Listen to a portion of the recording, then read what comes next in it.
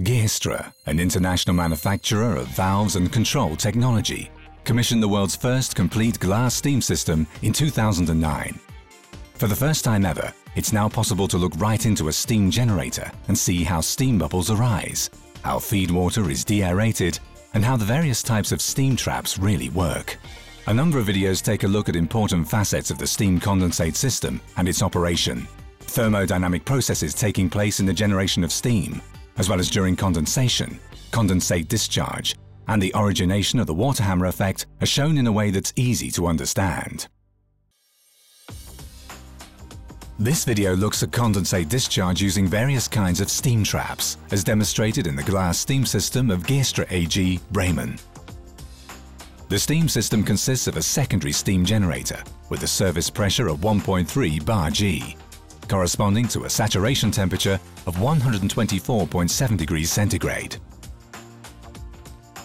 The capacity of the steam boiler is 50 kilowatts, which yields a steam flow rate of 80 kilograms per hour. As the condenser, we're using a glass heat exchanger mounted above the steam generator. The cooling water flows in the tubes, while the steam flows in the jacket around the tubes. After passing through the steam traps, the condensate is collected in a glass condensate tank at normal atmospheric pressure. By looking into the heat exchanger, we can see the condensation on the individual glass tubes, through which the cooling water flows from right to left. The drops that form soon fall off the tubes, collect at the bottom of the heat exchanger and flow towards the outlet. The steam traps used for draining the heat exchanger are mounted below the heat exchanger. This video presents the ball float trap, type UNA16. The flow trap is preceded by a special sight glass, the Vaporscope VK16. This is used for monitoring the steam traps and making the flow processes visible.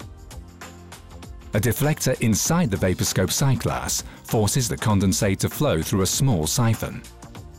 A small steam space is formed in front of the deflector, and the deflector is slightly immersed in the condensate.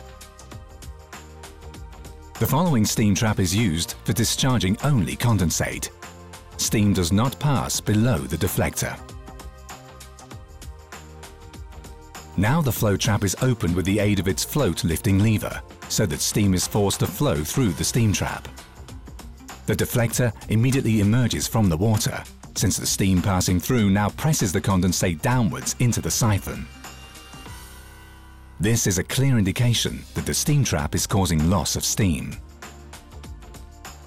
Here, the Vaporscope is completely filled with condensate, which points to a banking up of condensate in the trap. Gestra ball flow traps have a regulator which functions by having a float pull a rolling ball off an orifice when condensate flows into the body. This opening is called the orifice and can have various diameters depending on the differential pressure. Through the differential pressure that is applied, the condensate is pressed through this small orifice and flows through the condensate line into the vessel located downstream. At the start of every heating process, there is still air in the heat exchanger. Air or other non-condensable gases must be vented from the heating process by the steam traps, since they will greatly impair the exchange of heat. For this reason, the Gestra ball flow trap has an additional thermostatic control to handle this task.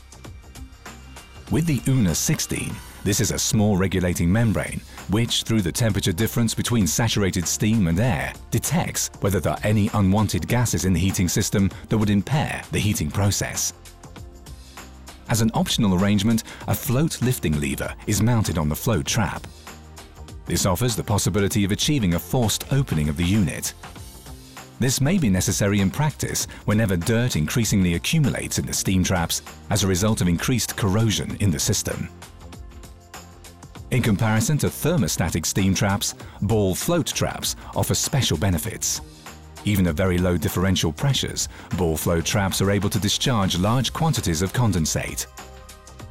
If the steam trap is sized correctly, the heat exchanger will always be drained without any banking up. This in turn will ensure that the product is always heated correctly. If the steam is controlled and the steam pressure varies as a result, this will have hardly any influence on the condensate discharge, which will still be controlled solely by the level in the trap, independently of pressure and temperature. Owing to the large volume offered by the body of a ball flow trap, fluctuations in flow rate can be handled easily. The steam trap is not prone to hiccups. Because the flow velocities are low, particles of dirt can precipitate at the bottom of the body and will therefore not influence the seat tightness at the orifice. Ball flow traps operate continuously. Because the float ball always floats on the condensate, moving up and down only slightly, the wear and tear is minimal, and the service lifetime of flow traps is often 2 to 5 times as long as that of thermostatic steam traps. With this arrangement, the float trap is installed correctly. It's located below the heat exchanger. The condensate can flow vertically downwards through gravity.